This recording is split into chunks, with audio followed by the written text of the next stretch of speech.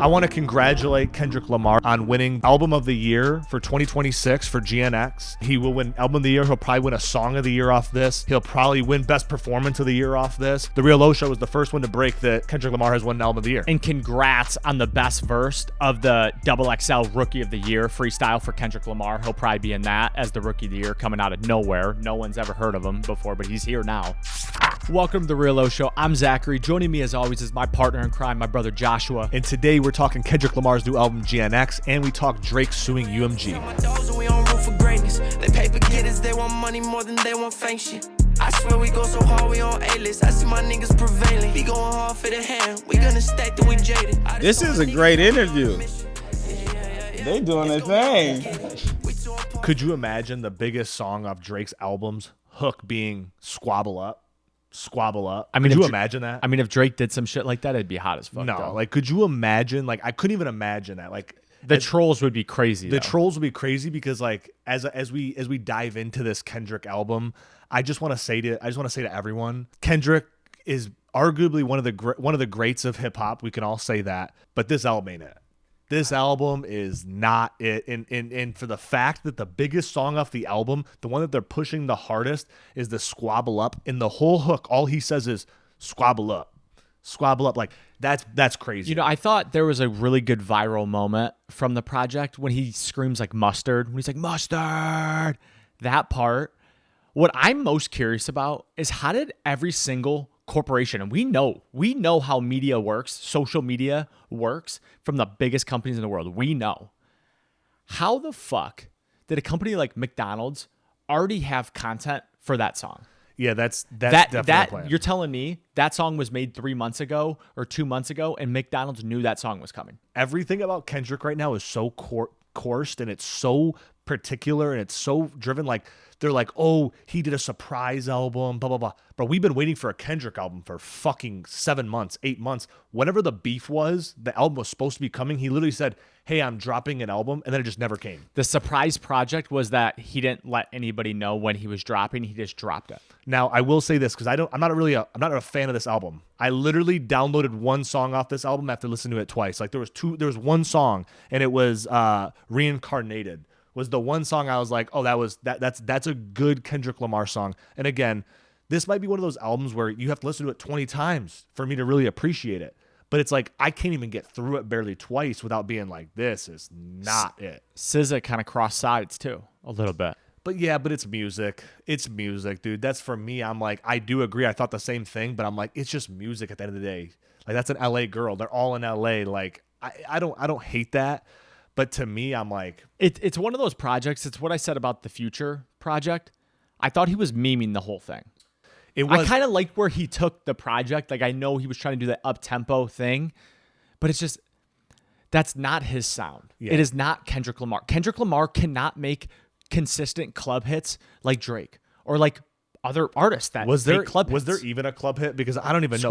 Squabble Up. Okay, but like Squabble Up. So they're saying that the music video. Actually, it will be a club hit because they're paying the DJs to play it in the club. 100%. So it will be a club hit. Okay. But in my opinion, though, the Squabble Up was supposed to be like this huge like the music video was supposed to have all this like symbolism to it. And apparently the symbolism to Squabble Up's music video, long story short, is that he's dropping a dual album. So he's dropping another album very shortly. And they assume that it's going to be between December 12th and December 14th. Now, December 13th, I think, is a Friday. So it's like he could drop it that 12th, whatever time. I hope he does drop a double album. He should. We're going to get into the Drake lawsuit against UMG. But hold on. I just want to say, I'm going into your point.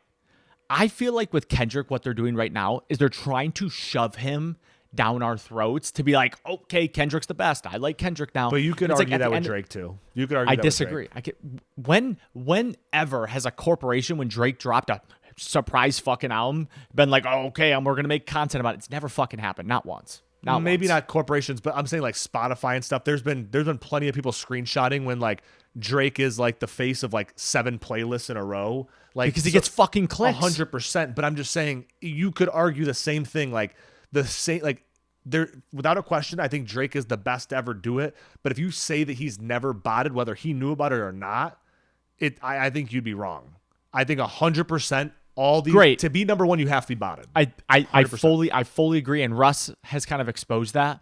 But what I will say, we can go out anywhere in this world into any club, and I will bet more people know Drake songs, and more people are naturally listening to Drake songs. 100%. People aren't playing Kendrick in the fucking car. No. I know Kendrick fans that are like trying to like overplay this song. Bro, behind closed doors, they are not playing fucking Kendrick music ever. No one Play can- your Spotify fucking rap. Show me your top 5 on Spotify rap the last 5 years and tell me you're a Kendrick fan. No one who's a true Kendrick fan, is going to look me dead in my eyes and say this is Kendrick's best project he's ever released. Like with a straight face, there's Because it's no not way. him. It's not him. He was trying too hard. He's trying to do the not like us shit again. It doesn't fucking work. It feels so forced and unauthentic to Kendrick. That's why it's like, to me, it's like, I'm not even mad at Kendrick anymore. I'm mad at the people that are trying to push Kendrick down our throats, which is AKA Universal, AKA Interscope. Whoever is bigger than him is trying to push down Drake and make Kendrick take that next step. And guess what? Humans are going to be humans. Kendrick is not that fucking guy. Kendrick is the Dave Chappelle meme of like the player hater ball. Kendrick Lamar could be the player hater of the year because this whole album, all he does is like hate on everyone. It's like you hate everything. Like, dude, you're a multi-millionaire. You're a huge selling artist. You hate life. Like, I don't even get it. I truly. But I do want to say this. I mean, if I was 5'7", I would be pissed too. I want to congratulate Kendrick Lamar though on winning the album of the year for 2026 for GNX. He will win album of the year. He'll probably win a song of the year off this. He'll probably win best performance of the year off this. So I just want to congratulate Kendrick Lamar because I'll just give him his flowers first. The Real Oshow was the first one to break that Kendrick Lamar has won album of the year. And congrats on the best verse of the XXL Rookie of the Year freestyle for Kendrick Lamar. He'll probably be in that as the Rookie of the Year coming out of nowhere. No one's ever heard of him before, but he's here now. Yeah, so I just want to say that. I do want to say that he probably will album of the year for this. It doesn't matter. And this will be a double album, so his album that he also drops, that one will also be up for album of the year. So one of those two will win. But I will say that Kendrick at some point will win a Grammy for this award, or for this album, sorry. That's without a doubt. And he also chirped Wheezy on this, which is like so fucking bad, who literally opened the door for all these rappers to be able to rap and be popular, was Lil Wayne. And there's rumors that he got in the booth. He called Kendrick. Kendrick didn't pick up. Kendrick's all mad about something. I'm pretty sure I heard a snippet of it. And he's dropping a project. He's about to burn somebody. Yeah, I already heard a snippet of it. It's called like Big Dog or something like that, I think. I'm pretty. It could be fake. It could be AI, but I did hear like a 40-second snippet of it. Sounded pretty good. But again, I don't think that diss songs or fucking rap beef songs are ever like good tracks. Like rarely are they like a good track. Like, Unless Drake makes it. Sure, but even some of Drake's, like, I wouldn't be like I'm gonna. You know Family what I mean? Matters is a hit. Sure, but I'm not. Back to back is a hit. Back to back, you could argue is a hit. Back to back is you could argue because you can play that in the club. You can play that anywhere. You can play that at a party, but you're not playing Family Matters at a party. I'm sorry, you're just not. I would at my party. No, you wouldn't. At my house party, I'm playing it. Yeah, and everyone would be like, dude, someone check on Zachary because this guy's fucking about to cut his wrist. And I'd be like, hey, get the fuck out of my house. Yeah, you know. It's just, but that's really what it is, right? It's my house. It's my party. It's my music. know. But either way, let's transition here. So Drake has sued Universal Music Group for essentially propping up the song Not Like Us by Kendrick Lamar to be bigger than it was, bodying it, putting it everywhere. So if you went on Spotify and searched Pop Smoke was one I saw, you would see Not Like Us come up. It was a ton of us. They were pushing it down people's throat, which is kind of the word I've been using with Kendrick Lamar. They were pushing it down people's throats. They lowered the licensing fee 30% for the song. So they obviously wanted it to be popular. And essentially, my take on it, it's kind of like the Michael Jackson theory, and we can get into it. Not Like Us is a shot on Drake's image and character. For sure. And that is the biggest problem of the whole thing, which is why Drake is suing. And Universal Music Group owns the music industry. So they let that shit happen because at the end of the day, it was good business for them and Kendrick to be beefing. It was great business. And it was probably good for Drake and Kendrick until that song blew up. And now Kendrick's kind of having a moment off, essentially Drake being a pedophile, which is not good for anybody. And it's definitely not good for music. It's just crazy because it's like, you know, the people that obviously are pushing this song are most likely pedophiles. They're most likely children. They like children. Like that's a real thing. Like I think people that throw stones at something, like if you say someone else is someone without there actually being a case or something there, to me you are that thing. And I think that's kind of what this is. I'm not saying that Kendrick Lamar is, but for them to push a song that clearly says, like, if you search Certified Lover Boy, Yeah. Not Like Us came up. Like, that's crazy to me. And he literally says, Certified Lover Boy, Certified Pedophile. Like, that is a line in the thing. But Kendrick fans will still say, oh, he never called him a pedophile. Like, no, he said it multiple times. We're like 4 or 5 times, actually, in the song. To me, I think that people are misreading this. Most people just see the headline and they're like, oh, Drake lost the beef. He's suing Kendrick Lamar. No, he's not suing Kendrick Lamar. He's suing UMG and Spotify. And 100%. And I want to add, UMG said they would help him sue Kendrick Lamar if he didn't sue Universal, which is like the biggest caveat. They said if he filed personally, like Drake, Aubrey Drake Graham, filed a personal lawsuit against Kendrick Lamar, Universal would help him. And he was like, no, fuck you guys, I'm suing you. I'm suing you, which is very close. It's a little different. Very close to what Michael Jackson did when he sued Sony back in the day, which they were trying to destroy his image, calling him a legit pedophile and kid fucker. I've never been so convinced because, like, I watched the Michael Jackson documentary, and for years of my life, I was like, man, the king of pop was touching little boys. Now as I grow older, all I can think about was, no. The industry literally framed him. And don't get me wrong. Caveat: he was doing some iffy shit.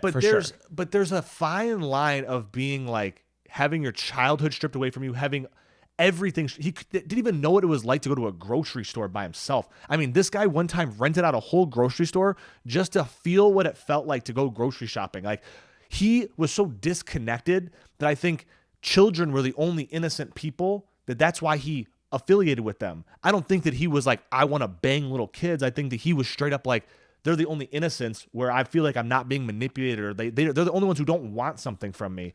And I can agree. Listen, I'm not sticking up whether he did or didn't. He may have, but I think they threw true propaganda to smear him so they could, one, when he died, there weren't many red flags. No one cares about a child predator dying. And two, they were able to basically bully his estate to selling half of that catalog backward because he had all the power. Not half, all of it. He owned 50% of Sony and all of ATV, and they wanted him to sell that. And they sold it for $750 million.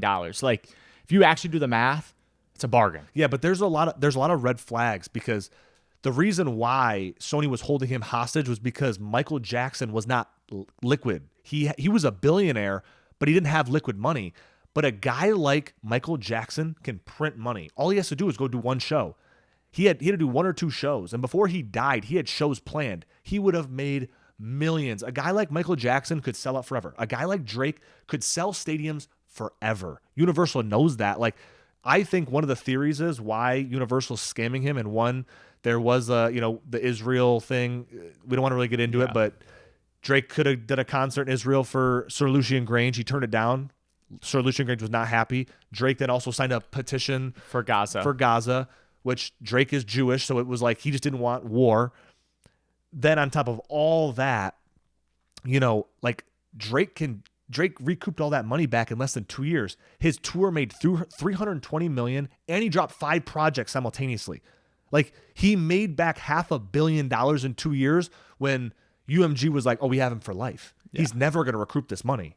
But lo and behold, he recouped all the money. I don't think they thought it was like a lifetime deal. They definitely thought it was a decade. They definitely thought it was going to be, 6, 7, 8, 10 years. They didn't think it was going to be 2 years. But listen, that's what happens. This is what we've talked a lot about with music executives. When they sign a deal and they're like, they have to do 5 or 6 projects. I'm like, we talk about it all the time when people are like, they don't drop a project for 2 years. And we're like, is that the label telling them not to drop? Or they just don't want to drop? Where Drake was like, probably had no stipulations. They were just like, we need the $400 million back. Yeah. However you do it, you got to do at least 1 or 2 tours, whatever it is. You can drop as many projects as you want, whenever you want. And Drake's like, okay, cool. This is a fucking math problem. If I drop 5 projects, do a couple tours, because he did essentially 2 tours. Because he did one with 21 Savage and then he went with J. Cole. But that's essentially 2. But that's why he was on tour. Like, I asked myself, I was like, why is Drake keep touring? I asked myself, I was like, why is Taylor Swift keep touring? It's because they're paying back their money. They have to tour. And that's like, no one's ever free. There's not an artist on this earth that's free. They say Kanye West is the only free artist, but Kanye gave away like $4 billion to be independent from everyone. Like, he lost billions and billions of dollars just to be independent. And now you look at him and it's like, his music's never going to do the same as it ever will. His fashion will never do as big of numbers. Like, nothing will, the machine's against the him. machine's against him. Yeah. And when you have the machine against you, and that's why with Drake was trying to show with 100 gigs, I can go against the machine. Can you? Maybe. But he would need him, Taylor Swift, Kanye. Now, if they all paired up against them, now they could take the machine down. But they would all have to do a course hit against it. And it would... Taylor Swift ain't doing that. No. Taylor Swift's way too industry. No. Taylor Swift she's too big. Like, she's best friends with Lucian. She's like, Lucian, you took me out of this fucking... Well, she is the industry. That's what I'm she saying. is the industry. She is.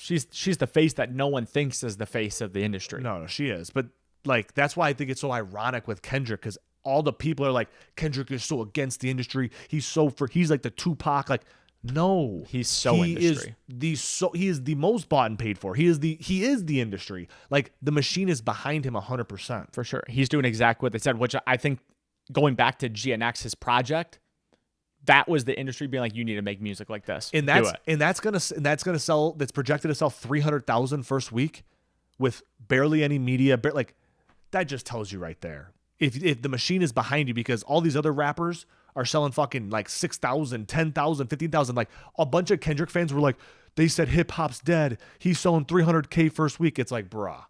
Like, he could bot the first week. Like, even the third day, they looked at his numbers. His streaming numbers up to the third day dropped drastically on this album. Course. So you can even tell, like, I mean, this was his lowest rated album of all of them by a lot of publishing companies. So it is what it is. You know, I'm not a big fan of it. I think Drake's lawsuit is good for the industry, but it's going to be years. It's going to be 5 years, 10 years before anything shakes out.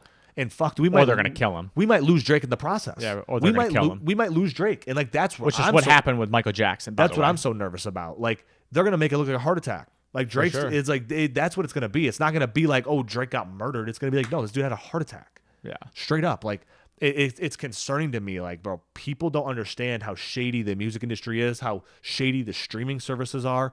I mean, like, people don't understand when, like, Not Like Us gets a 30% discount to Spotify. That's 30% less that every artist on that made less on.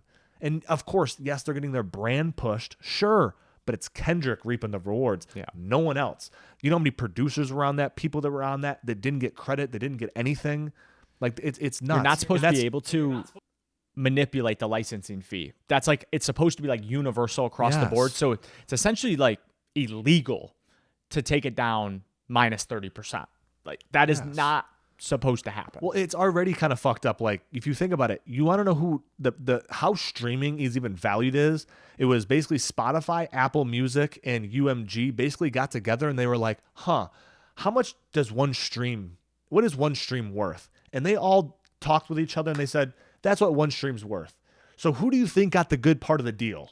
The guys who made it and are colluding with each other to do it, or the people that are making the music that are kind of getting fucked on the back end? And that's what Drake's saying. Like, Drake has always been for the little guy. Drake has always put on the little guy. He's always been for the little guy.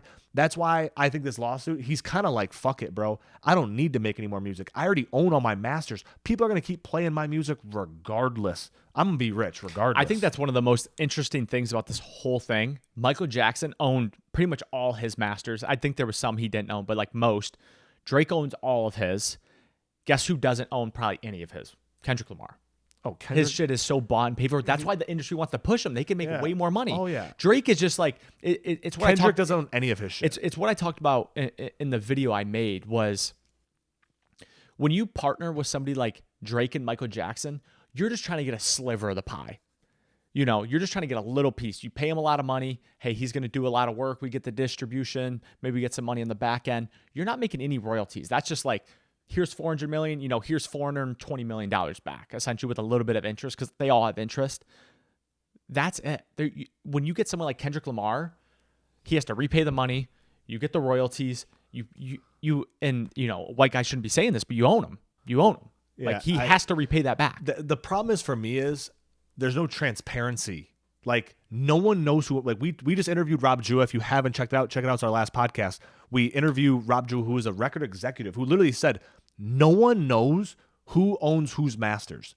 So it's like Drake We only know Drake owns all of his masters because in the lawsuit, it literally said that he is the sole proprietor of all of the masters. And I'm assuming this $400 million deal wasn't for $400 million. It was for his masters. That's what that deal was. When he signed for $400 million, I know how these deals work. That's a number for a headline. His catalog was worth $500 million.